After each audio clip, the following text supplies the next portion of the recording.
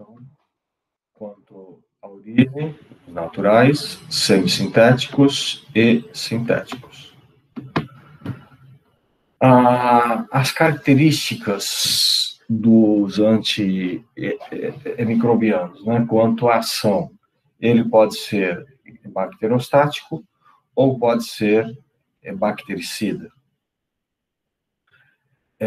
Alguns bactericidas podem até ser bacterostáticos, dependendo de dose e de concentração ou do tipo de organismo. Mas qual é a diferença, né? O bacteriostático é aquele que impede o crescimento, a multiplicação da bactéria. E o bactericida é aquele que mata a bactéria. Ok? Então, o bacterostático impede o crescimento, a multiplicação, e o bactericida, ele mata. Os antibióticos, eles têm vários alvos, né? O local de ação deles. Vamos supor, a bactéria, ela é formada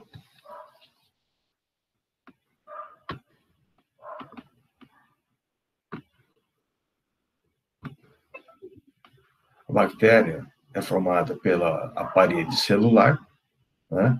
A membrana celular, tem os ribossomos, né, que fazem síntese de proteína, o DNA e a síntese de ácido fólico, que é importante para a sobrevivência da bactéria.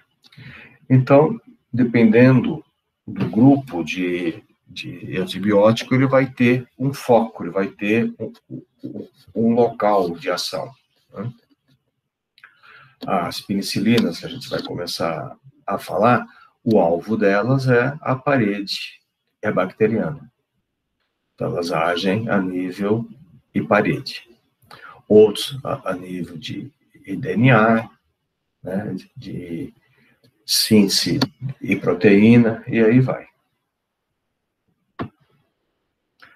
Aqui é uma classificação química, mas eu vou passar direto que isso não tem importância nenhuma para nós, tá?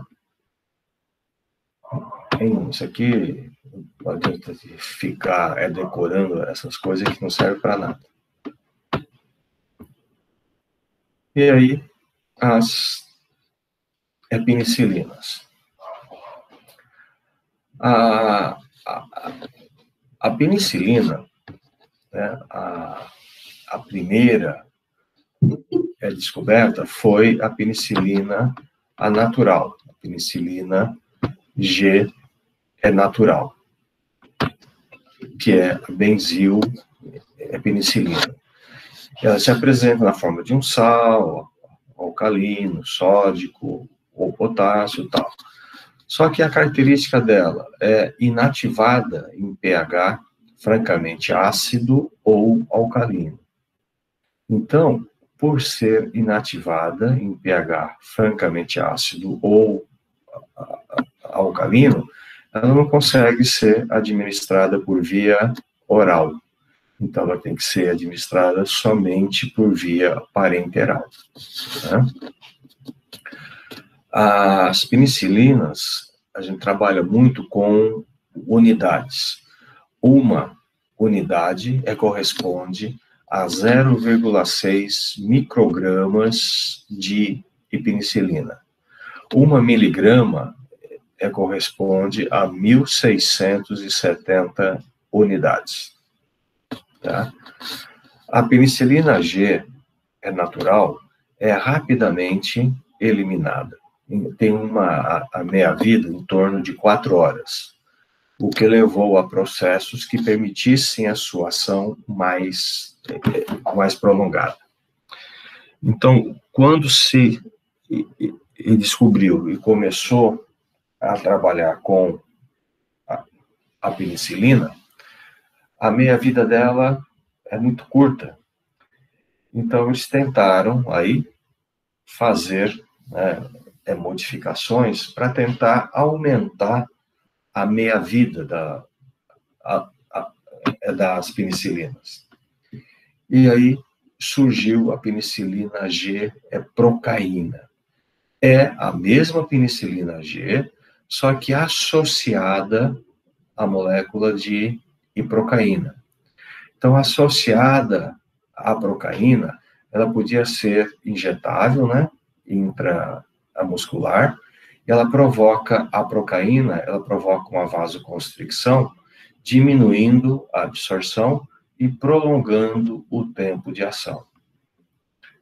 Então, a procaína é uma forma de você prolongar um pouco mais, né, a meia-vida da penicilina. Cada 300 mil unidades de penicilina contém 120 miligramas de procaína. E depois fizeram ainda a penicilina G associada à molécula de benzatina. Então, veio a penicilina G benzatina. Ela combina duas moléculas de penicilina com uma de benzatina. Uma macromolécula que libera lentamente a penicilina do local de injeção e promove níveis circulantes de penicilina por vários dias. Só que tem uma coisa. A penicilina, se eu der somente a penicilina procaína, ou se eu der somente a penicilina benzatina, fizer a aplicação intramuscular, eu não vou conseguir ter pico no sangue, porque ela vai sendo absorvida lentamente e liberada lentamente. Então, ela dura mais tempo na circulação, só que ela não provoca pico. Aí, tem alguns tipos de infecções em que você precisa promover picos altos para matar a bactéria. Aí, então, o que fizeram? A penicilina G, a procaína, associaram a penicilina G, a procaína, junto com a penicilina natural. Aí você aplica, a natural, por estar livre, sem a procaína, ela absorve rápido, vai rápido para o seu sangue, faz o pico, depois a procaína vem mais lentamente, mantendo aquele pico mais alto. Ok? A benzatina, não dá para fazer isso. A benzatina, ela vai sendo liberada lentamente, ela não consegue ter um pico alto, mas ela consegue permanecer no seu sangue por muitos dias. A benzatina é a famosa benzetacil, né?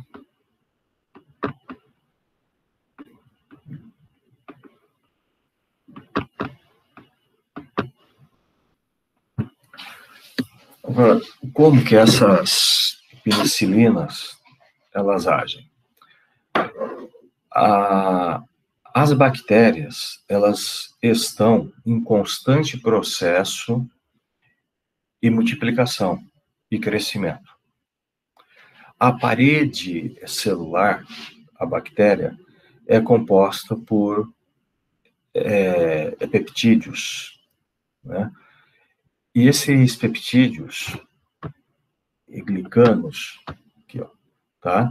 É que dá uma sustentação na parede bacteriana.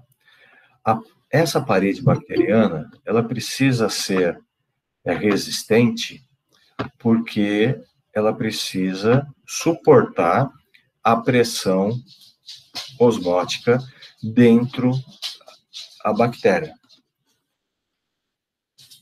Aí, a penicilina, quando você faz uso da penicilina, a penicilina, ela entra na parede celular e principalmente nessa parede que está em fase de crescimento, em fase de multiplicação. E a penicilina, ela se liga às proteínas, tá?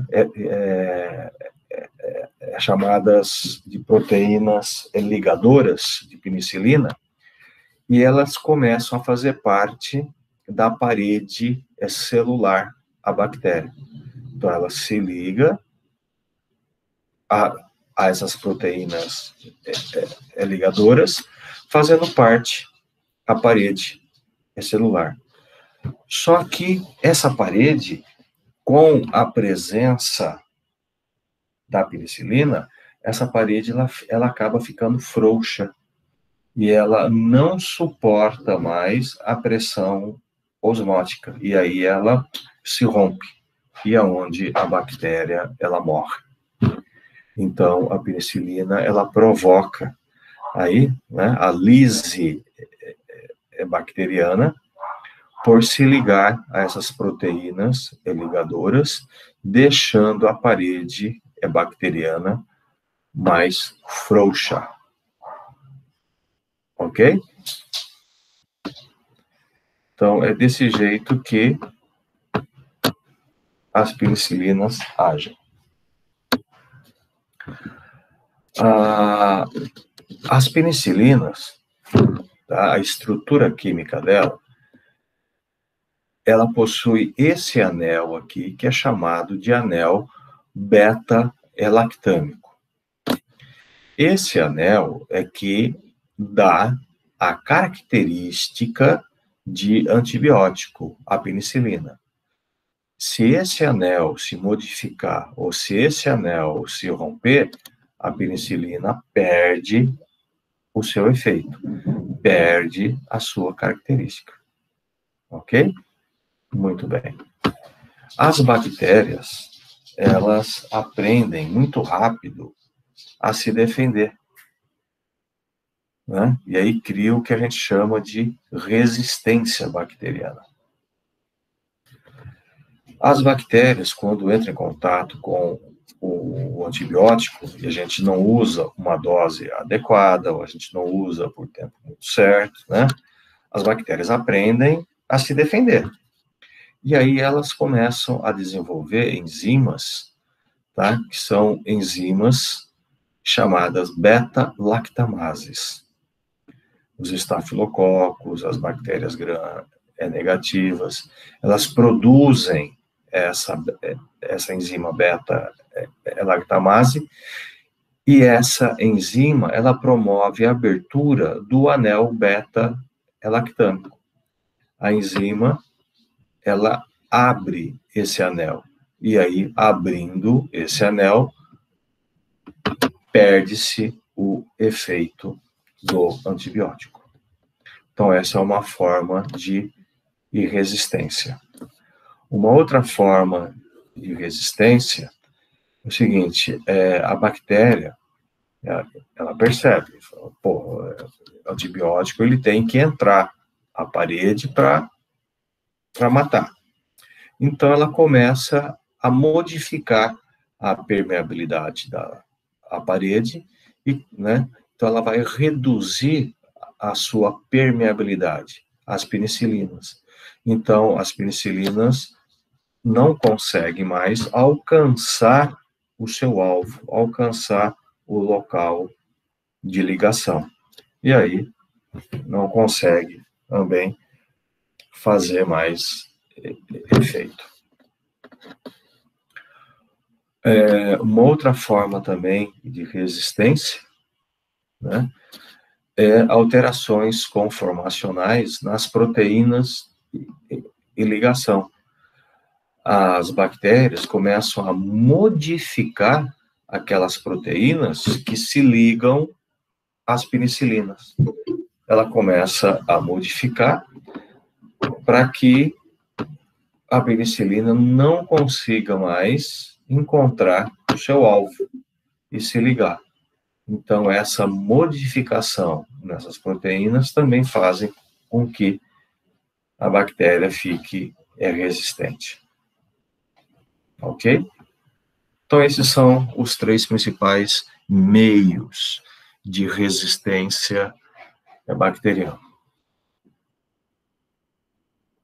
Aqui a gente já falou. A penicilina G é cristalina, né? Ela é instável em meio acentuadamente ácido básico, que a gente já comentou. Entretanto, ela é estável e aumenta a sua atividade em meio ligeiramente ácido. Então, em um processo inflamatório, onde é bem ligeiramente ácido, né? Um ácido bem fraquinho.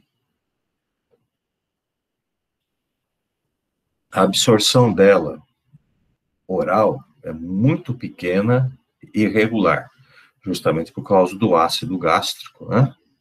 E por isso é somente administrada por via parenteral. A aplicação intramuscular é absorvida rapidamente, mas sua eliminação também é rápida, em torno de 4 horas. A penicilina é natural, ela é administrada em forma de gota a gota, intravascular. Tá? Gota a gota é contínua, ela é associada, ela é dissolvida em soro, né, soro glicosado ou soro fisiológico, e é colocado para correr no soro gota a gota. A penicilina G, a natural. A procaína, ela tem uma ação um pouco mais prolongada, né? Administrada intramuscular, tem uma absorção rápida e eliminação lenta. Estão disponíveis em ampola, contendo 300 mil unidades de penicilina G, procaína, e 100 mil de penicilina G cristalina. Foi aquilo que eu disse para vocês. A procaína, ela é administrada, associada à penicilina G, é natural, porque aí essa penicilina G aqui, ela absorve rapidamente, ela faz o pico, enquanto essa vai chegando mais lentamente e mantendo aquele pico.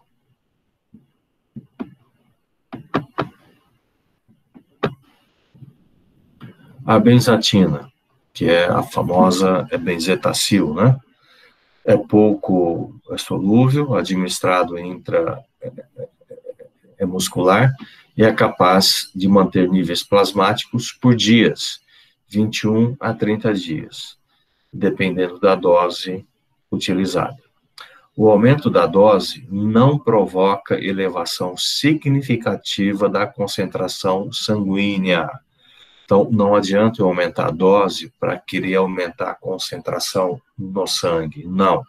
O aumento da dose somente prolonga o tempo de ação. As penicilinas são pouco metabolizadas no fígado e ela é metabolizada em pus. Processo purulento tem enzimas que degradam as penicilinas.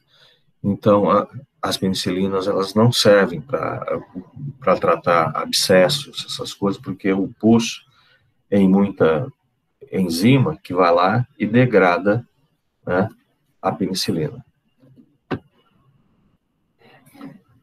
A penicilina é rapidamente eliminada pela secreção ativa do túbulo contorcido proximal.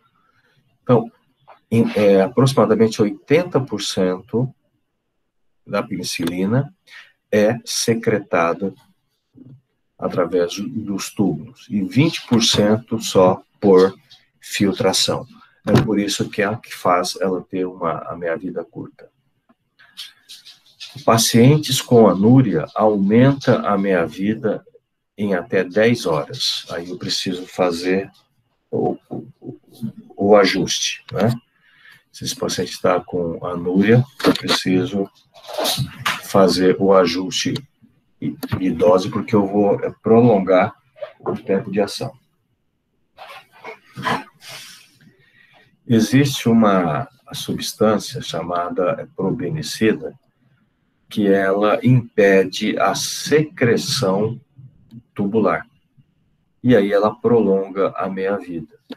Nós já utilizamos muito as penicilinas associadas à probenicida para aumentar a meia-vida.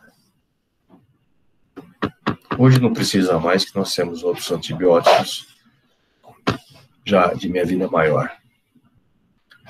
As penicilinas, o que a gente ainda usa hoje, né? Principalmente para o tratamento das sífilis não neurológicas, né? E de outras treponematoses, nas quais é necessário manter a penicilemia prolongada, embora não seja necessário níveis séricos elevados. Por quê? Porque você não consegue manter níveis altos de penicilina no sangue. Você mantém ele por muitos dias, mas mais elevado não. O uso profilático da penicilina está indicado em pacientes que sofreram surto agudo de febre reumática. Então, a bezetacil que a gente usa, né, 1.200.000 a cada 3 ou 4 semanas. Isso a gente usa por anos, pelo menos 5 anos. Tá?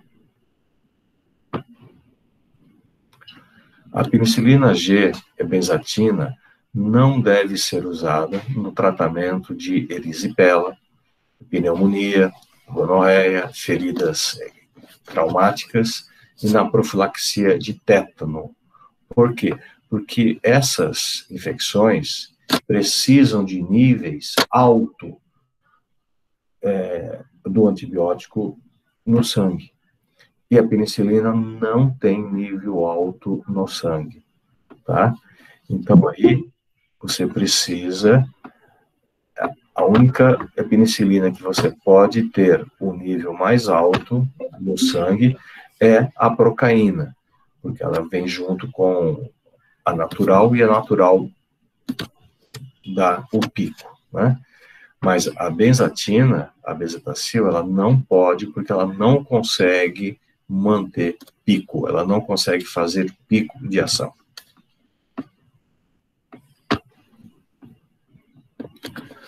A penicilina G, a procaína, pode ser utilizada em pneumonias pneumocóxicas, né, comunitária, na dose de 300.000 a 600.000 intramuscular a cada 12 horas, em geral 7 a 10 dias.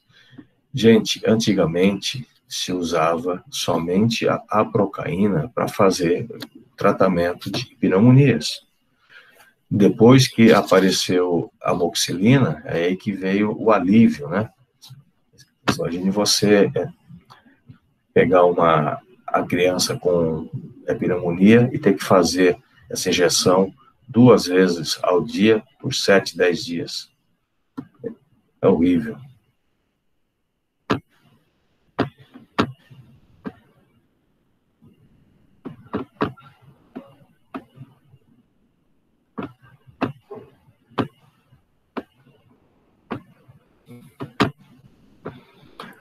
Bom, as penicilinas, elas têm um elevado índice terapêutico e atóxica para o homem. A penicilina dificilmente vai trazer algumas consequências, né, toxicidade. Elas são bastante seguras. As penicilinas orais alteram a microbiota bacteriana do intestino.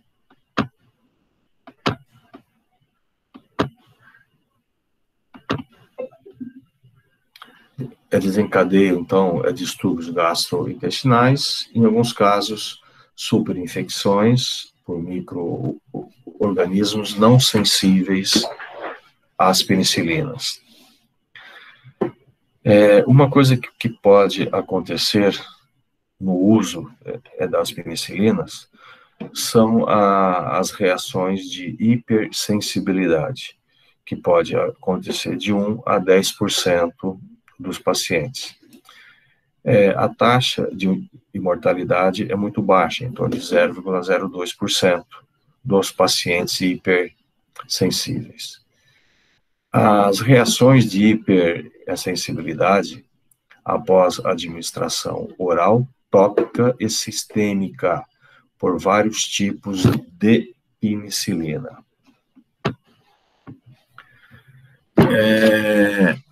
Antigamente, se pedia para fazer o teste, né, de sensibilidade, mas depois viram que esse teste era muito falho. Muitas pessoas davam falso positivo, ou falso negativo, então pararam de fazer teste.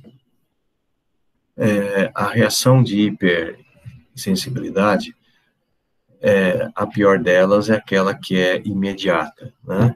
Ela acontece em até 30 minutos. É a mais perigosa.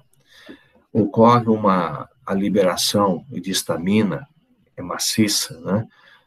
Com urticária, angioedema, aumenta o volume dos lábios, da língua, a face, rinite, asma, dá uma broncoconstricção, edema de laringe, anafilaxia, com hipotensão e morte.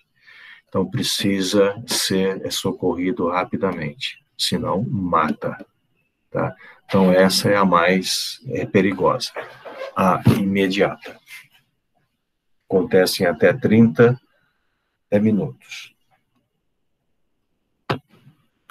Depois tem a acelerada, que acontece de 1 a 72 horas. É menos perigosa, pode também desencadear edema de laringe, eritema, plurido, urticária, angioedema também pode dar, rinite e tal, mas é menos intensa, menos perigosa.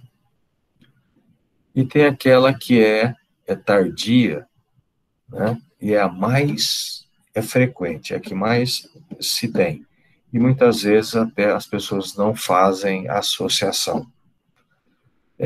Ela pode aparecer dias ou semanas após o uso. Você até esqueceu, já que você usou o antibiótico, né? E você acha que a reação alérgica à alimentação, uma coisa que você vai ver é a penicilina. Tá? Ela pode aparecer depois de dias ou até semanas.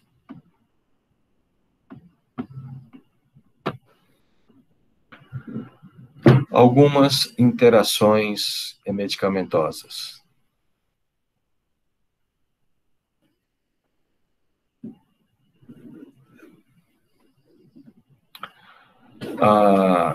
As penicilinas mais aminoglicosídeo. Aminoglicosídeo é uma outra classe de antibiótico, né? Que a gente vai falar dela nas próximas aulas. É muito comum a gente associar, né, antibióticos. E as penicilinas, as cefalosporinas, é comum associar aos aminoglicosídeos.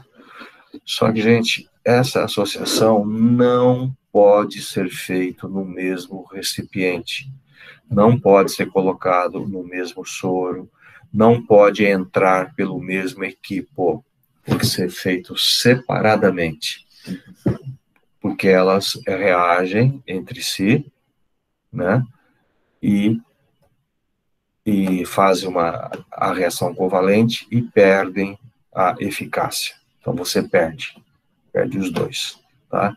Então, a penicilina e aminoglicosídeo não pode ser feito junto. Penicilina mais contraceptivo. Diminui a ação do contraceptivo com aparecimento de gravidez. tem que tomar cuidado com o uso das penicilinas e contraceptivo. Por que isso? Porque a penicilina, ela mexe, né, ela mexe com a flora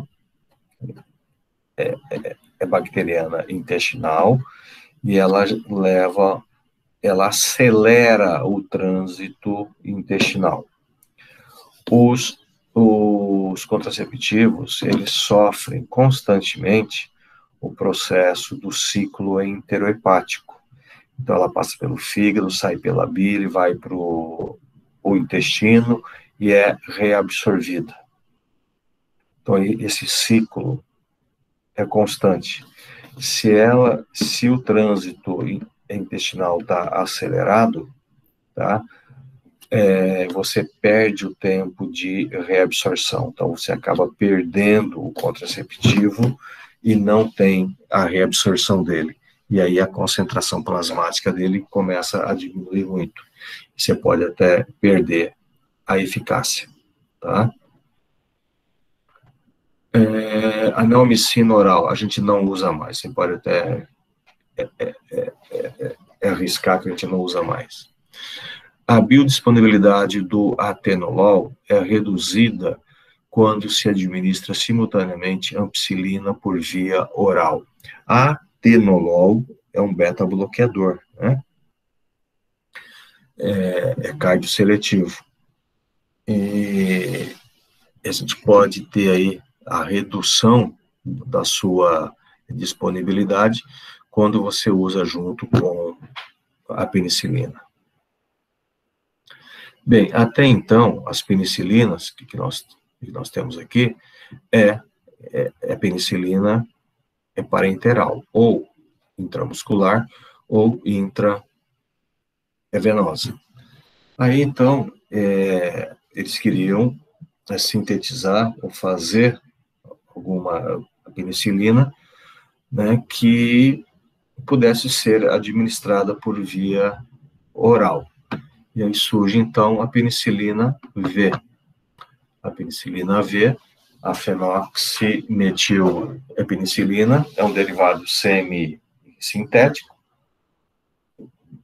né, com as características que poderiam ser administrada por via oral.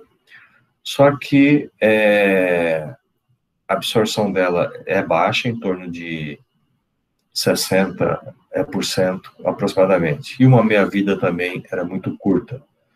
Mas ela acabou sendo comercializada por alguns anos. E depois acabou saindo também do mercado com o aparecimento de outros derivados mais estáveis. Tá? Então, a penicilina V, indicações de quando você precisa, ou quando você deseja a administração oral, né, da penicilina. Então, para uma faringite, né, infecções brandas, a profilaxia secundária da febre reumática, mas não deu certo aqui, a gente usa ainda a bezetacil.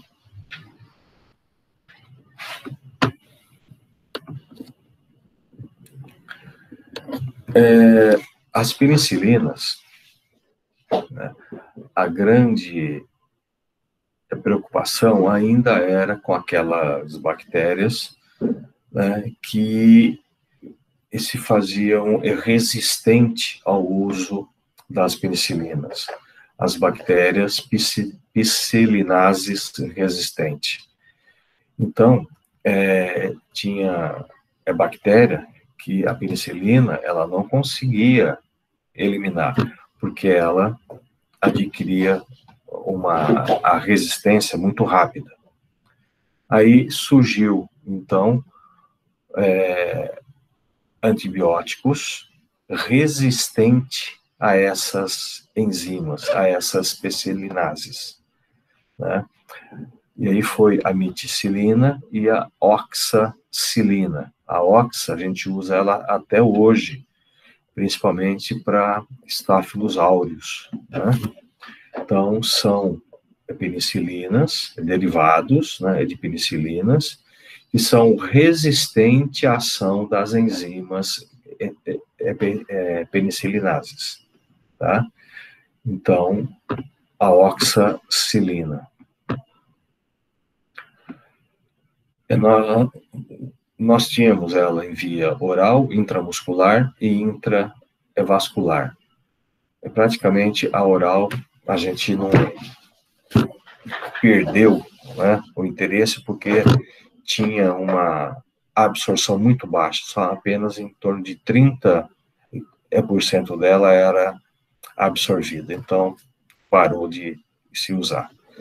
O alimento interfere na absorção, 30 a 60 minutos para atingir a concentração máxima após a administração intramuscular. Liga-se às proteínas plasmáticas, albumina, tal. Uma meia-vida de aproximadamente 30 minutos.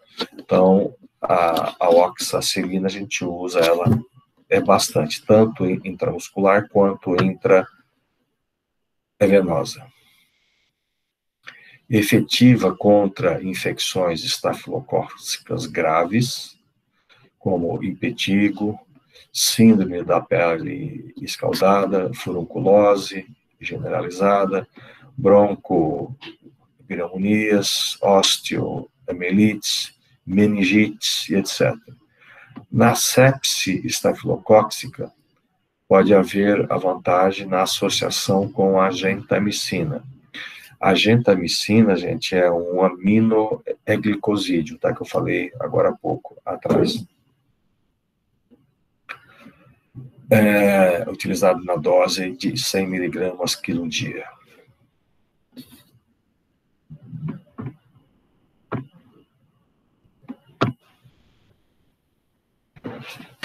Aí a coisa começou a melhorar mesmo quando surgiram as aminopenicilinas, né? A ampicilina e a amoxicilina. Essas duas que vieram com uma estabilidade muito boa para ser administrado por via oral, né? A ampicilina, a gente usou ela por muitos anos, né? Então, ela tem uma estabilidade e meio ácido, tem efeito sobre as bactérias gram-positivas e gram-negativas, inativada por penicilinases estafilocócicas e por beta-lactamases. Mecanismo de ação é semelhante às penicilina G. Então, haja onde? Haja a nível de parede celular, tá? E a potência é menor que a penicilina G. A resistência bacteriana à ampicilina vem crescendo muito, sendo utilizada em associação ao inibidor de beta-lactamases, o sulbactam. O que é isso, gente? A resistência às penicilinas, como eu já falei para vocês, muitas vezes as bactérias começam a produzir enzimas, né? E essas enzimas, principalmente as beta-lactamases, que têm capacidade de quebrar o anel beta-lactâmico e perder a atividade do antibiótico. Então, aí foram desenvolvidos fármacos que têm a capacidade de inibir essas enzimas, para evitar, então, a resistência ao antibiótico. Então, as ampicilinas começaram a ser associadas ao sulbactam, que é um tipo de inibidor de beta-lactamases, tá? Sulbactam. A ampicilina, seus efeitos adversos são os mesmos das penicilinas, ocorre alergia, é cruzada entre elas, cuidados especiais em pessoas alérgicas. Pode promover aí candidíase bucal, vaginal, aumento das transaminases, mas sem quadro clínico de lesão hepática.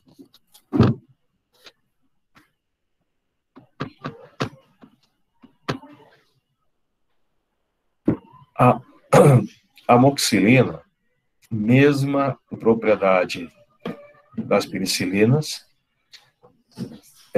diferindo por melhor absorção por via oral, bastante estável em meio ácido.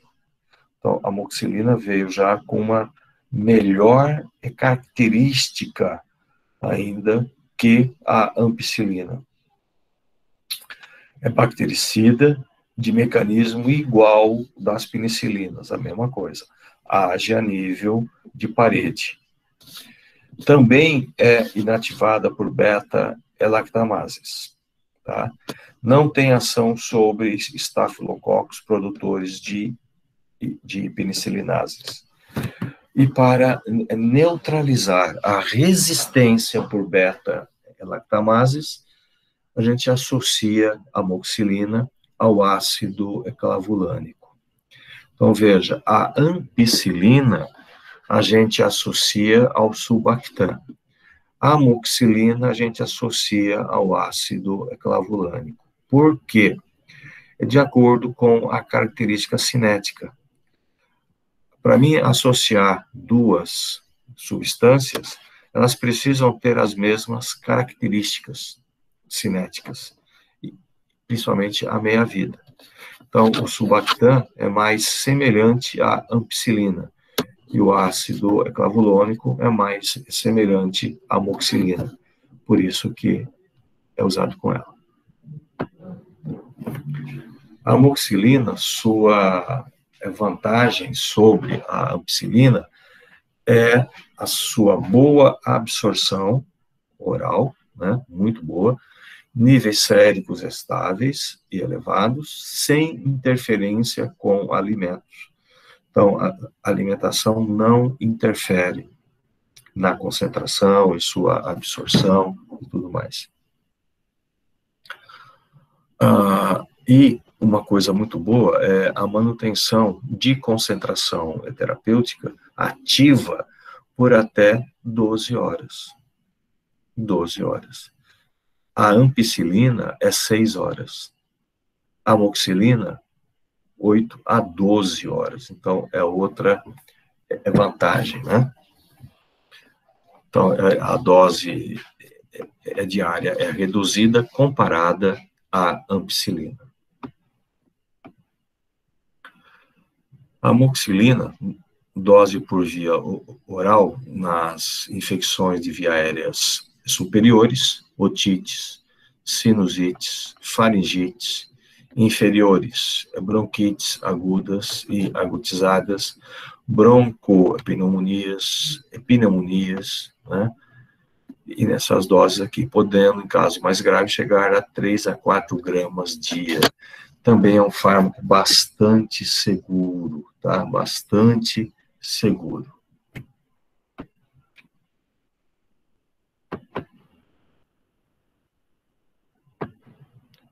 Aqui apenas exemplos. A carboxipenicilina, o carbazol, também é um semi-sintético de largo espectro, instáveis em meio ácido, inativadas por beta-lactamases e rapidamente eliminada por via urinária. São bactericidas de mecanismo também semelhante às penicilinas. É disponível apenas a aticarcilina com ácido clavulânico. É empregado em infecções por gram-E negativo, produtoras de beta-lactamases. Então, a carboxipenicilina. Depois começaram a surgir também outros derivados de penicilina, como a ureído, né, penicilina, também é semi-sintética, originados da ampicilina, com a ligação à cadeia de a molécula de ureia. No Brasil, a gente tem a piperacilina, que também está associada ao tazobactam, que é um outro tipo também de inibidor de beta-lactamase, o tazobactam. Então, a gente tem o sulbactam, o ácido eclavulânico e a tazobactam. Indicada principalmente em infecções hospitalares e causada por pseudomonas aeriginosas, Acinetobacter, Serratia, Klebsiella e Proteus, bem como infecções intraabdominais cirúrgicas. A piperacilina é utilizada na dose de 200 a 300 mg dias, de 4 em 4 ou de 6 em 6 horas, por via intravenosa infusão lenta. Veja como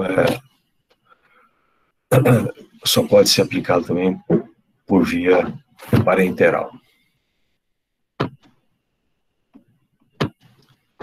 E aí o ácido eclavulânico, que é o que a gente mais usa, né, hoje, é o derivado beta-lactâmico. Então, a finalidade dele foi potencializar o efeito da amoxicilina, né, como antibiótico, e é por ele ser um inibidor de beta-lactamase.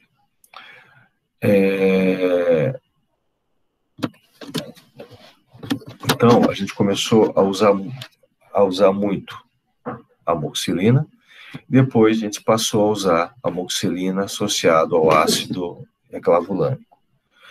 Hoje, infelizmente, em algumas infecções, já se tem relatos também de resistência também ao ácido eclavulânico, principalmente em casos de rinite e sinusite. Tá? E alguns médicos estão tendo a preferência hoje, em vez de prescrever amoxicilina com ácido eclavulônico, substituir pela azitromicina, tá? Azitromicina, para fugir um pouco aí da a resistência bacteriana. Ok? Gente, as penicilinas, é isso aí. Eu queria falar com vocês.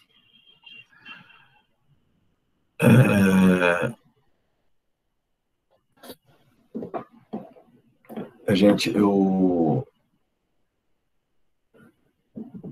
venho me arrastando aí já há dias, né? Falei para você que estava com chikungunya, fiquei muito mal, aí dei uma melhorada, aí ontem eu fui tomar a vacina lá da AstraZeneca. Nossa Senhora. Me derrubou. Parece que potencializou tudo o que eu tinha. Dores, tendo febre. Nossa, tô falando, não, mas hoje eu não podia deixar mais vocês na mão.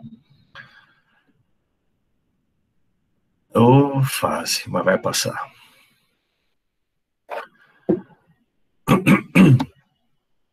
Gente,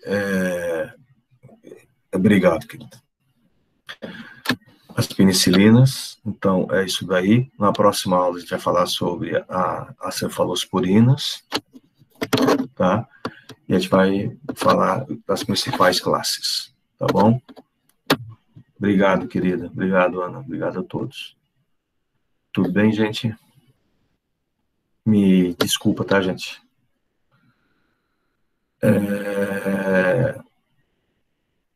Eu não vou fazer chamada não, tá, gente? E depois eu coloco a aula e esse vídeo, tá? Obrigado, eu estou precisando mesmo, viu? Melhorar logo. Na hora que eu pensei que eu estava ficando